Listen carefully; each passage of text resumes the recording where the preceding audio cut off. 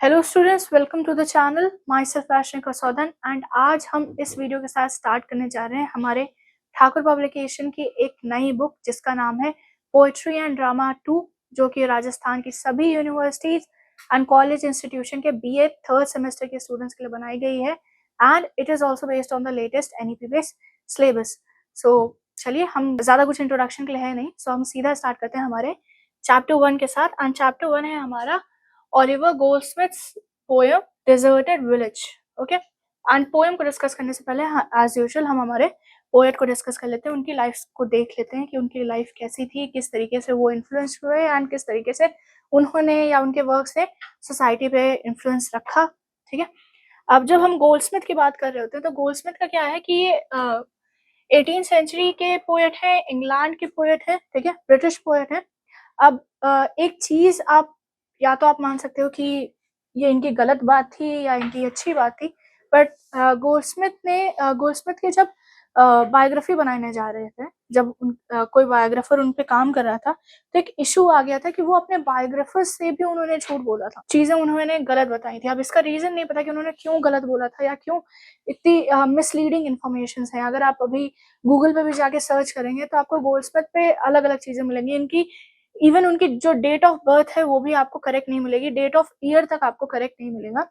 Historians थोड़े से confused हैं। देयर इज अ रेंज, 3 से 5 साल के बीच की रेंज है, लाइक 1728 से 1731 की रेंज है। इस रेंज में माना जाता है कि वो उनका बर्थ हुआ था। फिलहाल इस बुक में हम लोगों ने कंसिडर किया है कि उनका बर्थ जो है वो 1729 में हुआ है, ठीक है।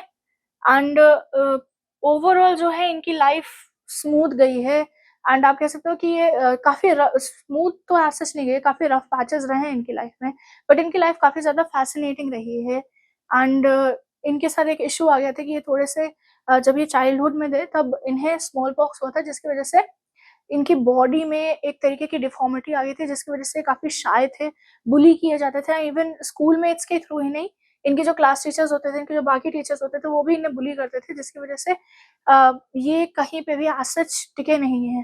ठीक है, ओवरऑल जो है इनके पास बहुत अच्छा टैलेंट है, एक अनडिनाइलेबल टैलेंट है एंड वो इनकी पोएम्स, इनके वर्क्स में आपको बहुत अच्छे से देखने को मिलेगा। बट सिंस जो इनके चाइल्डहुड ट्रॉमास थे, जो चाइल्डहुड इनका जिस तरीके से रहा है, जिस सिचुएशन में ये रहे हैं, उसकी वजह से इनकी कई हरकतें जो रही हैं वो सेल्फ डिस्ट्रक्टिव रही हैं, यानी कि खुद को बर्बाद करने की भी हरकतें हैं, वो मैं आपको आगे बताऊंगी। अभी चलते हैं हम इनकी अर्ली लाइफ पे। तो कुछ चीजें तो मैंने बता दी, कुछ और चीजें बता देते हैं। तो सबसे पहले आ जाता है कि ये एक एंग्लियो आयरिश क्लर्जी मैन के बेटे हैं। एंग्लियो आयरिश यानी कि इंग्लिश इंग्लैंड से तो बिलोंग कर ही रहे हैं, आयरिश आयरलैंड से भी बिलोंग कर रहे हैं एंड इनका जो बर्थ हुआ था वो आयरलैंड में हुआ था। एंड मैंने कहा कि हमारी बुक में हम कंसिडर कर रहे हैं कि 1729 में इनकी बर्थ। एंड कुछ ही साल बाद, बर्थ के कुछ ही साल बाद जो है ये आयरलैंड में एक स्मॉल टाउन है, आप कह सकते हैं एक तरीके का विलेज है, लेसो, ठीक है, ये वहां शिफ्ट हो गए थे एंड वहां पे ये अपने ग्रैंड पेरेंट्स के साथ रहे। उनके मेटर्नल ग्रैंड पेरेंट्स जो थे वो लेसो में रहते थे एंड उन्हीं के साथ इन्होंने अपना चाइल्डहुड स्पेंड किया है, ठीक है। एंड बचपन से ही इनके अंदर जो है वो स्टोरी टेलिंग की टैलेंट जो है, एक रॉ टैलेंट जो है वो देखने को लोगों के अंदर मिल गया था। बट वो टैलेंट एज सच नहीं था कि ये एक नेचुरल लर्नर है जिसकी वजह से इन्होंने चीजें सीख। कई बार होता है ना कि आपको कुछ चीजें आती तो हैं बट आप एक लर्नर नहीं होते, तो आपको वो चीज सीखने में आपको बहुत ज्यादा टाइम लगता है। तो गोल्डस्मिथ के साथ भी यही हुआ कि उनके पास वो रॉ टैलेंट तो था, बट उनके अंदर जो डिफॉर्मिटी हुई थी, आप कह सकते हो कई सारी वजह हो सकती हैं। किन्हीं वजहों की वजह से उनके अंदर एक लर्नर्स की जो एक इच्छा होती है, क्यूरियोसिटी होती है कि मुझे ये चीज आती है, इसमें मुझे मास्टरी करनी है, वो फीलिंग इनके अंदर जागने में काफी टाइम लग गया था, ठीक है। एंड ऐसे इनकी स्कूलिंग भी खत्म हुई। स्कूलिंग के बाद इन्होंने अपना ग्रेजुएशन बीए जो है सबसे पहले ट्रिनिटी कॉलेज से किया है। ट्रिनिटी कॉलेज से कई सारे ऑथर्स हैं इनके ही टाइम पीरियड के, इवन इनके बाद के टाइम पीरियड के भी, जिन्होंने यहाँ से पढ़ाई की है। And I would like to कि आप किन्हीं 3 या किन्हीं 2 ऑथर्स के या पोएट्स के नाम कमेंट बॉक्स में कमेंट कीजिए जो ट्रिनिटी कॉलेज से बिलोंग किए हैं, ठीक है, जिन्होंने अपनी पढ़ाई वहां से की। सो इन्होंने अपना बीए तो स्टार्ट कर दिया था। जब हम गोल्डस्मिथ की बात करते हैं तो गोल्डस्मिथ ने अपना बीए यहाँ से स्टार्ट कर दिया था, बट उसी टाइम पे एक रायट हुआ था जिसको नाम दिया गया था black dog. So black dog riot में जो है ये काफी ज्यादा इन्वॉल्व रहे थे एंड उसी चक्कर में इन्हें अरेस्ट भी किया गया था। एंड इसी वजह से, लाइक रायट में पार्टिसिपेट करने की वजह से इन्होंने बैचलर्स अपना कंप्लीट तो कर लिया था बट एज सच मतलब मार्क्स नहीं आए थे। इवन उनका इंटरेस्ट भी उस टाइम तक उनका इंटरेस्ट जो है लिटरेचर में आया नहीं था, तो उन्होंने फॉर द सेक जॉइन तो कर लिया था, अपना कोर्स भी कंप्लीट कर लिया। कोर्स कंप्लीट करने के बाद कुछ टाइम के लिए सिंस इन्हें चीज़ें मतलब उतना इंटरेस्ट नहीं था लिटरेचर को लेके, उतना ज़्यादा जिससे इन्होंने बैचलर्स किया अपना उसमें ज़्यादा इंटरेस्ट नहीं था। सो ये इन्होंने अपना प्रोफेशन चेंज किया। जो कोर्स इन्होंने किया था उससे हट के इन्होंने चर्च में काम करना शुरू किया। चर्च में काम करने के कुछ ही टाइम बाद जो है इन्होंने इनके फादर की डेथ हो गई थी एंड फादर की डेथ के बाद जो है इन्होंने मेडिकल फील्ड में जाना स्टार्ट किया एंड वहाँ पे भी इन्होंने अपनी पढ़ाई अब फादर की डेथ के बाद इनकी जो फैमिली थी, जो रिलेटिव्स थे, फैमिली भी नहीं, जो रिलेटिव्स थे उन्होंने बहुत ज़्यादा सपोर्ट किया था एंड मेडिकल की पढ़ाई जो है इन्होंने अपनी यूरोप में एडिनबर्ग है वहाँ से किया था, बट उसे भी उन्होंने डिग्री कंप्लीट हुए बिना या आप कह सकते हो डिग्री लिए बिना ही छोड़ दिया था। तो इनके पास मेडिकल नॉलेज तो थी बट इन्होंने एडिनबर्ग छोड़ दिया एंड वो यूनिवर्सिटी भी अपनी छोड़ दी एंड ये लंदन आ गए 1756 में। उस टाइम पे भी इनके पास एज सच पैसे थे नहीं। तो लंदन में आने के बाद उन्होंने कई सारे और जॉब्स किए जिसमें से कुछ जॉब आ जाती है कि सबसे पहले उन्होंने एक अपोथोकरी के असिस्टेंट रहा। अपोथोकरी एक ऐसा इंसान हो जाता है जो कि मेडिसिन को बनाता है, ड्रग्स को बनाता है एंड उन्हें सेल करता है, ठीक है। तो इसका मतलब हो गया a person who makes and sells या सप्लाईज भी आप कह सकते हो मेडिसिन और ड्रग्स। तो आप जो होम्योपैथी में कई सारे डॉक्टर्स होते हैं, कई सारे शॉप्स अगर आप देखोगे तो वो शीशी में दवा बना के देते हैं आपको, ठीक है। तो उन्हें आप एपोथेकेरी कह सकते हैं। इसके बाद वो एक असिस्टेंट स्कूल टीचर भी रहे हैं लंदन में एंड इवेंचुअली जो है इन्होंने जर्नलिज्म भी ज्वाइन किया एंड वहाँ पे उन्होंने रैल्फ ग्रिफिन्स मंथली रिव्यू था, वहाँ पे भी काम इन्होंने काफी टाइम तक किया है एंड ये अब इनका वो टाइम आ गया जिसमें इन्होंने कई सारे एसेज लिखे हैं, एक विटी एसेइस्ट की तरह ये सबके सामने आए हैं एंड इनका यही कलेक्शन जो है पब्लिश भी हुआ था with the name the citizen of the world in 1762, ठीक है। अब ये अब तक इन्होंने जितने भी विटी एसेज उस रिव्यू में पब्लिश किए थे उसका एक प्रॉपर कलेक्शन इनका आ गया था एंड इसी के बाद जो है इनकी मुलाकात इवेंचुअली इनके एसेज की वजह से, ठीक है, जिस तरीके का काम ये लिखते थे उसकी वजह से इनकी मुलाकात जो है वो सैमुअल जॉनसन से हुई। सैमुअल जॉनसन के बारे में थोड़ा सा बताऊंगी।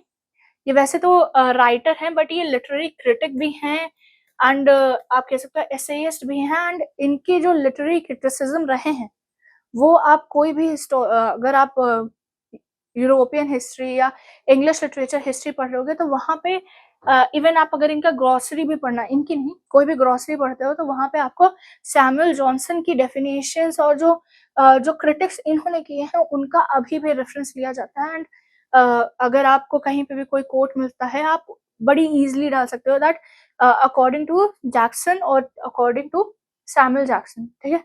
इनके वर्क्स को अभी भी प्रेफर किया जाता है, इनकी बातों को अभी भी प्रेफर किया जाता है। तो आप इससे अंदाजा लगा सकते हो कि सैमुअल जैक्सन का जो है इन्फ्लुएंस कितना ज्यादा रहा होगा एंड अभी भी है। ओके, सो अब वापस आ जाते हैं हमारे गोल्डस्मिथ पे, ठीक है।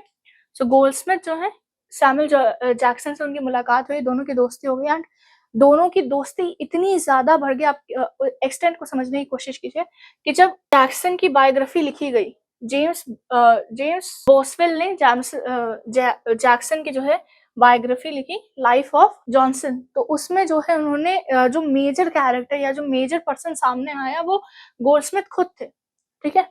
सो जैक्सन की लाइफ में जो है गोल्डस्मिथ का इन्फ्लुएंस काफी ज्यादा रहा है एंड जैक्सन के साथ ही मिलके Jackson, Goldsmith and Johan Reynolds, ये इन तीनों ने जो है एक उस टाइम पे एक क्लब था, आपके क्लब भी नहीं था, एक सोसाइटी थी, एक लिटरेरी डाइनिंग सोसाइटी थी जिसका नाम था क्लब्स, ठीक है। उसके ये तीनों जो है वो इनिशियल मेंबर्स बने थे, इनिशियल 9 मेंबर्स बने थे इन द ईयर 1746, ठीक है। अब normally through out his life Goldsmith को जो है फुलिश ट्रीट किया गया एंड उनको, मैंने कहा कि उनको डिफॉर्मिटी थी जिसकी वजह से उन्हें बहुत ज्यादा बुली किया जाता था एंड उन्हें फुलिश समझा जाता था। थ्रू आउट हिज लाइफ यही उनके साथ हुआ है, बट ये एक ऐसी सोसाइटी थी, यानी कि ये जो क्लब है द क्लब्स, यहाँ पे जो है गोल्डस्मिथ को एक्सेप्ट किया गया, उनके लिटरेरी वर्क्स को एक्सेप्ट किया गया, उनकी सोफिस्टिकेशन को समझा गया, ठीक है। So this was the first place जहाँ पे गोल्डस्मिथ को एक्सेप्ट किया गया। ठीक है। एंड इसके बाद जो है गोल्डस्मिथ ने चीजें करनी स्टार्ट की। आप कह सकते हो कि अब उनके अंदर कॉन्फिडेंस आना स्टार्ट हुआ एंड उन्होंने अब इसी के वजह से आप कह सकते हैं, या जो कॉन्फिडेंस उनका बिल्डअप हुआ उसकी वजह से 1764 में उन्होंने अपनी फर्स्ट वर्क को पब्लिश किया, जिसका नाम था द ट्रैवलर्स। ये एक पोएम्स का कलेक्शन था एंड इसके साथ जो है वो एज अ पोएट सबके सामने आए कि मैं सिर्फ एक एसेइस्ट नहीं हूँ, मैं एक पोएट भी हूँ, मैं पोएट्रीज भी बहुत अच्छी लिखता हूँ। तो ये तो हो गई इनकी अर्ली लाइफ के बारे में। अब मैंने कहा था कि इनके अंदर सेल्फ डिस्ट्रक्टिव बिहेवियर्स भी बहुत सारे थे। तो सबसे पहला सेल्फ डिस्ट्रक्टिव बिहेवियर ये था कि वो पैसे को लेके बहुत ज्यादा लूज रहते थे। पैसे को लेके वो बहुत ज्यादा लूज रहे हैं, उन्होंने खर्चा बहुत ज्यादा किया है, उन्हें गैम्बलिंग का शौक था तो वो गैम्बलिंग भी करते थे एंड फालतू के खर्चे बहुत करते थे। मतलब अगर कहीं पे भी कोई हल्का सा उनको दिख जाए, कोई कह दे भैया मुझे मदद कर दीजिए या कोई उनसे हेल्प मांग ले, तो वो बड़ी इजीली पैसे से उस इंसान की हेल्प करने के लिए तैयार हो जाते थे। ठीक है, तो जेनरोसिटी तो दिखाते थे बट वो एक एक्स्ट्रा वेगन जेनरोसिटी दिखाते थे, वो बहुत बढ़ा चढ़ा के चीजें कर देते थे एंड इसकी की वजह से जो है वो बहुत ज्यादा पैसे खर्च कर देते थे। आप कह सकते हो कि उनके हाथ में पैसे टिकते नहीं थे एंड ये एक रीजन इनका बन गया था कि ये बहुत ज्यादा डेप्ट में भी रहने लगे थे, यानी कि इनके ऊपर कर्ज बहुत ज्यादा रहने लगा था एंड इन्हें ऊल जुलूल मतलब फिजूल के जो काम होते हैं, जो छोटे मोटे काम होते हैं, वो भी इनको करना पड़ जाता था एंड इसी की वजह से एक टाइम पीरियड इनका आया जब इनके पास फाइनेंशियल क्राइसिस बहुत ज्यादा हो गई थी एंड उस टाइम पे जॉनसन ने इनकी हेल्प की थी एंड जॉनसन ने ही इनकी जो फर्स्ट नॉवल या आप कह सकते हो सेकंड नॉवल जो थी वो द विकार ऑफ वेकफील्ड, ठीक है, ये सेल करने में उन्होंने हेल्प की थी। इसके लिए उन्होंने पैसे दिए थे एंड इसी के साथ जो है द गोल्ड नेचर्ड मैन 1768 में पब्लिश हुई थी। ये एक प्ले था, इसमें भी गोल्डस्मिथ ने उनकी हेल्प जॉनसन ने गोल्डस्मिथ की हेल्प की थी।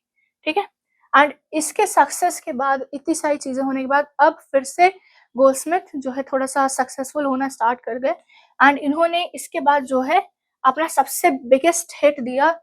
प्ले था, कॉमेडी प्ले था, ठीक है, जिसका नाम था शी स्टूप्स टू कॉन्कर, जो कि परफॉर्म हुआ 1773 में एंड इस स्टोरी इसका ये जो प्ले है इसका प्लॉट ये था कि एक वेल्दी लेडी है जो कि एक आदमी से प्यार करती थी एंड उससे शादी करने के लिए जो है वो एक उसकी मेड बन के आती है, वो प्रिटेंड करती है ताकि वो उस इंसान से उस आदमी से शादी कर सके एंड ये कॉमेडी प्ले जो है इनका सबसे हिट प्ले रहा है एंड इसी प्ले की वजह से जो है एट लास्ट गोल्डस्मिथ ने जो है जितने भी उनके डेब्ट्स थे, जितनी भी उनकी कर्ज थे, वो उससे फ्री हो गए एंड इसी के साथ जो है लाइक इवेंचुअली जो है 1774 यानी कि एट द एज ऑफ 43 इनकी डेथ हो गई। ठीक है, डेथ का रीजन हमें अभी भी नहीं पता क्यों हुई है, ही जस्ट पास्ड अवे एंड इनकी बॉडी को जो है लंदन टेम्पल चर्च में बरी किया गया एंड वहां पे जॉनसन ने अगेन इनको रिकॉल करने के लिए आप कह सकते हो जॉनसन ने गोल्डस्मिथ के लिए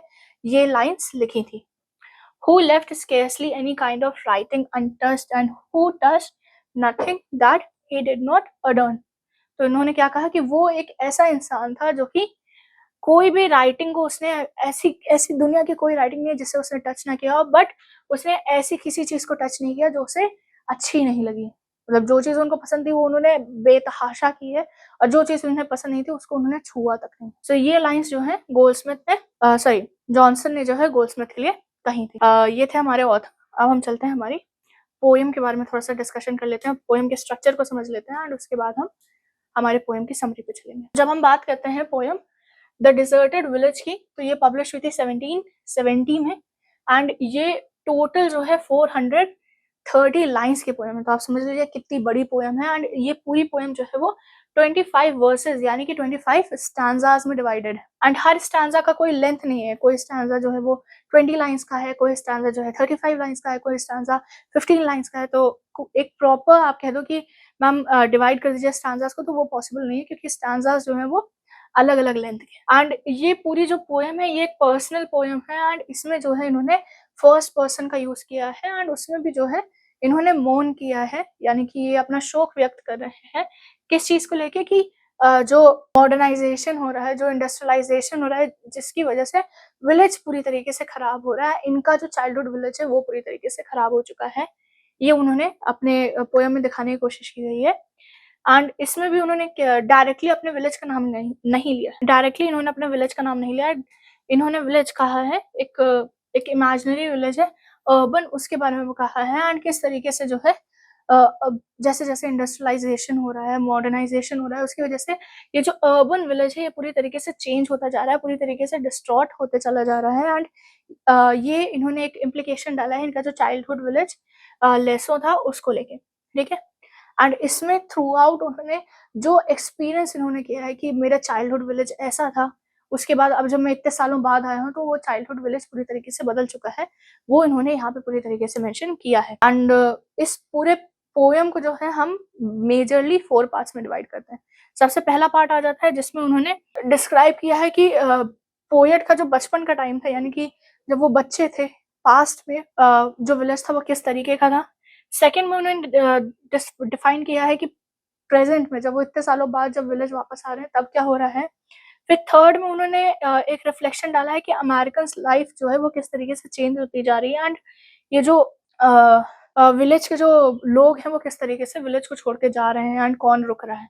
एंड फाइनल सेक्शन में उन्होंने सबसे एक रिक्वेस्ट की है या एक डिमांड की है कि अब हमें एक्शन करने की जरूरत है, क्योंकि विलेज का पूरा सेटअप जो है वो चेंज हो रहा है, हमें इंडस्ट्रियलाइजेशन के लिए एक लिमिट डिसाइड कर लेनी चाहिए। एक चीज और आप याद रखिएगा कि ये पूरी पोएम जो है वो हीरोइक कपलेट में लिखी गई है, ठीक है। हीरोइक कपलेट का मतलब हो जाता है कि 2 लाइन्स का जो स्टैंजा बन रहा है या 2 लाइन्स की जो राइमिंग बन रही है, यहाँ लिख दे रही हूँ, 2 लाइन्स की जो 2 लाइन्स की जो राइमिंग बन रही है इम्बियानिक पेंटामीटर में, ठीक है। अब इम्बियानिक पेंटामीटर ये थोड़ा-सा हीरोइक कपलेट भी जो है वो एकदम टेक्निकल टर्म है, तो अगर आपने टाइप्स ऑफ पोएम पढ़ी हुई है, पोएम का स्ट्रक्चर पढ़ा हुआ है तो आप मेंशन कर सकते हैं, वरना सिर्फ आप हीरोइक कपलेट डाल के छोड़ सकते हैं। And same goes with iambic pentameter, ये भी एक स्ट्रक्चर है जिसमें हम बात करते हैं कि जो सिलेबल आ रहा है हर पोएम में, जो साउंड आ रहा है, जो सिलेबल आ रहा है वो 5-5 का सेट आ रहा है। 2 लाइन्स है, एक लाइन में 5 का सेट आ रहा है, दूसरी लाइन में 5 का सेट आ रहा है। तो ये हो गई हमारी एक ब्रीफ डिस्कशन हो गया पोएम को लेके। अब हम बात कर लेते हैं कैरेक्टर्स की। तो पोएम है, पोएम में कैरेक्टर्स तो नहीं होते हैं, बट पोएम में जो है इन लोगों को जो है वो डिस्क्राइब किया गया है। यहाँ पे कैरेक्टर्स का मतलब हो जा रहा है the people that are described in the poem, people described in the poem. Characters नहीं है क्योंकि ये पोएम है, पीपल डिस्क्राइब्ड इन। तो सबसे पहला कैरेक्टर तो हमारा यही हो जाएगा। तो सबसे पहला कैरेक्टर हमारा खुद पोएट हो जाएंगे, यानी कि स्पीकर। तो स्पीकर क्या है कि ये काफ़ी सालों बाद जो है वो अपने मिडिल एज में, आप मान सकते हो 30-35 की एज में, 40 की एज में वो अपने चाइल्डहुड विलेज वापस आया है। एंड वो अ, अपने बचपन का टाइम भी याद करता है, करंट के टाइम को याद करता है, दोनों को कंपेयर करता है। इंडस्ट्रियलाइजेशन किस तरीके से अमेरिका को खराब कर रहा है या क्या इफेक्ट ला रहा है इंडस्ट्रियलाइजेशन, वो उन्होंने दिखाया है, ठीक है। किस तरीके से लोगों का ग्रीड जो है, लैंड ओनर्स का जो ग्रीड है वो सोसाइटी को इम्पैक्ट कर रहा है, सोसाइटी किस तरीके से चेंज होती जा रही है वो उन्होंने दिखाया है। नेगेटिव एस्पेक्ट्स बहुत ज़्यादा मेंशन किए हैं। एंड उसके बाद लास्ट स्टैंजा में या लास्ट पार्ट में जो है उन्होंने मेंशन किया है कि अब हमें इसके अगेंस्ट कुछ करने की ज़रूरत है, क्योंकि अब चीज़ें खराब होती जा रही हैं। नेक्स्ट इंसान जिसका डिस्कशन हुआ है वो आ जाता है प्रीचर। प्रीचर जो है वो इनके ही विलेज में जो है प्रीचर आप कह सकते हो एक तरीके का पंडित, ठीक है। पंडित है या आप कह सकते हो एक ऐसा इंसान है जो गाँव वालों को जो है वो बाइबल के बारे में बताता है, ठीक है। विलेजर्स को बाइबल के बारे में बताता है, बाइबल की टीचिंग्स के बारे में बताता है एंड सबकी हेल्प करता है, ठीक है। सो ये एक बहुत ही मॉडेस्ट इंसान है, इसकी सैलरी $40 है, ठीक है। एंड ये पूरे विलेज में सबको बाइबल के बारे में बताता है एंड सबको इक्वली ट्रीट करता है। अगर किसी को कोई हेल्प चाहिए वो प्रीचर के पास चला जाए, प्रीचर उसकी हेल्प कर देगा। एंड माना जाता है कि ये जो प्रीचर है वो इन्होंने मतलब आप कह सकते हो कि इंस्पिरेशन जो ली है वो इंस्पिरेशन इन्होंने ली है इनके खुद के ब्रदर जिनका नाम था रेवरेंड हेनरी गोल्डस्मिथ। नेक्स्ट इंसान जिसके बारे में इन्होंने अपने पोएम में बात की है वो आ जाता है रिच मैन। रिच मैन एक फिगरेटिवली भी रिच है एंड वैसे भी वो रिच है। ये विलेज के या सोसाइटी के जितने भी लैंड ओनर्स हैं, जो ग्रीडी लैंड ओनर्स हैं, उनको डिपिक्ट कर रहा है। एंड ये दिखा रहा है किस तरीके के लोगों की ग्रीड की वजह से, सिर्फ अपने फायदे की वजह से वो दूसरों को नुकसान कर रहे हैं एंड सोसाइटी एंड जो नेचर है वो इम्पैक्ट हो रहा है। एंड इस कैरेक्टर को नेगेटिव कैरेक्टर ही दिखाया गया है, इसको इसके बारे में बुरा ही बोला गया है, इवन इसे टायरेंट भी बीच में बोल दिया गया है। टायरेंट का मतलब होता है तानाशाह, तो बुरी चीजें ही बोली गई हैं। एंड रियल लाइफ में जो है, अगर इंस्पिरेशन की बात करें तो रियल लाइफ में थे इनकी लाइफ में जर्नल रॉबर्ट नेपर, ठीक है। इनका इनका इंस्पिरेशन लेके ये कैरेक्टर बनाया गया है रिच मैन का। ओके, नेक्स्ट इंसान की बात करते हैं तो नेक्स्ट इंसान आ जाते हैं स्कूल मास्टर। सो पोयम में जो है ये जो स्पीकर है उसके चाइल्डहुड टाइम के जो है टीचर हैं, बहुत अच्छे इंसान हैं, सबको पढ़ाने की कोशिश करते थे वो, काफ़ी समझदार थे एंड काफ़ी ज़्यादा स्ट्रिक्ट भी थे, बट काइंड भी थे। स्ट्रिक्ट भी थे, काइंड भी थे, मतलब उन्हें चीज़ें सही से करना पसंद है, बट वो बच्चों को लेके काइंड भी थे। ऐसा भी नहीं था कि वो बच्चों को लेके बहुत ज़्यादा क्रूअल थे। एंड अगर रियल लाइफ की बात करें तो माना जाता है कि ये गोल्डस्मिथ के लाइफ में एक इंसान था जिनका नाम था थॉमस पैडी ब्रायन। ये स्कूल के ही टीचर थे। उनका माना जाता है कि उन्होंने उनकी इंस्पिरेशन से ये कैरेक्टर बनाया है। एंड लास्ट कैरेक्टर आ जाता है विडो का। सो विडो का कैरेक्टर भी विडो का कैरेक्टर कुछ इस तरीके का है कि ये जो विलेज है, अर्बन विलेज है, इसमें सबने जो है वो विलेज को ऑलमोस्ट छोड़ दिया है। पूरा विलेज जो है वो ऑलमोस्ट खाली हो चुका है, बस कुछ लोग बचे हैं एंड कुछ में से ये विडो है। सिर्फ विडो ही है जो चेंज नहीं हुई है पूरे विलेज में। स्पीकर ये बात कहता है कि पूरा विलेज बदल चुका है, बस ये एक विडो, जब मैं बचपन में यहाँ खेलता था वो तब भी यहाँ थी एंड आज जब मैं इतने सालों बाद आया हूँ तो भी ये यहाँ है, ठीक है। पूरे पोएम में जो कंटिन्यूअस आप कह सकते हो कंसिस्टेंसी दिखाती है वो ये विडो दिखाती है। एंड इसका कैरेक्टर अगर हम कहें तो इंस्पायर माना जाता है कैथरीन ग्रिंगांटी से। एक ओल्ड वुमन थी जिन्हें पोएट अपनी लाइफ में जानते थे एंड वो भी ये इनके विलेज विलेज से बिलोंग करती थी। सो स्टूडेंट्स, ये हो गए हमारे अबाउट द ऑथर। पोएम के बारे में मैंने थोड़ा सा डिस्कशन कर दिया एंड पोएम में किन किन कैरेक्टर्स के बारे में बात हो रही है उनको भी डिस्कस कर दिया। इस वीडियो को मैं यहीं पे रोक रही हूँ। इसके आगे का डिस्कशन यानी कि हमारे पोएम की जो समरी है उसका जो डिस्कशन है वो मैं हमारा जो नेक्स्ट वीडियो होगा उसमें कंटिन्यू करूँगी। सो अगर आपको ये वीडियो अच्छी लगी हो तो वीडियो को लाइक कर दीजिएगा। कोई डाउट, कोई क्वेश्चन, कोई सजेशन है तो आप कमेंट बॉक्स में कमेंट कर सकते हैं। चैनल को सब्सक्राइब कर लीजिएगा क्योंकि अभी तो मैंने सिर्फ चैप्टर 1 स्टार्ट किया है। इसके आगे की वीडियोस आती रहेंगी एंड हम सबको पता है ऑलमोस्ट 18 टू 20 चैप्टर्स हैं आपकी कोर्स में, तो चैनल से बने रहिएगा। एंड ये बुक अगर आप परचेज करना चाहते हैं तो ये बुक आपको हमारी ऑफिशियल वेबसाइट पे, अमेजोन पे, फ्लिपकार्ट पे हर जगह अवेलेबल हो जाएगी। आप वहाँ से परचेज कर सकते हैं। एंड अगर आप इसका ई बुक वर्जन या पीडीएफ वर्जन चाहते हैं जो कि आप अपने फ़ोन में, सिस्टम में, लैपटॉप पे ओपन करके पढ़ सकते हैं, तो उसके लिए आप उसे गूगल पे बुक से परचेज कर सकते हैं। So thank you so much for watching the video and I will see you on the next one.